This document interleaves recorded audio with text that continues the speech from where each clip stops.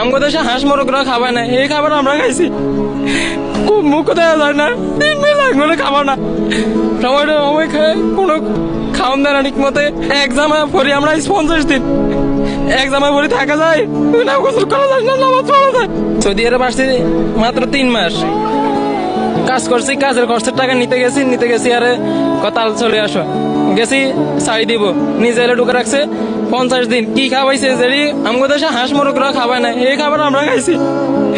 খুব মুখ দেওয়া যায় না, 3 মাস লাগবে খাবার না, সময়টা সময় খায় কোনো খাওয়ান দেয় না ঠিক মতে। যেটি খাওয়াই এটি কোনো খাওয়ার কোনো রুচি নেই, কোনো কিছু নেই, ইয়ে নাই, এটি খাওয়ার মতো নাই, ঘুমানোর কোনো ইয়ে নাই। এক জামা পরি আমরা 50 দিন এক জামা পরি থাকা যায় না, গোসল করা যায় না, নামাজ পড়া যায়। কি করা যায়? এখন আইসি বাবা সেখানে বলছে আমাদের ভাড়া কই, ওইখানে ধর ওইখানে ধর কোনো জায়গাতে আমাকে বলছে আর ভাড়া দেয় না। 50 দিন রাখছে আমার।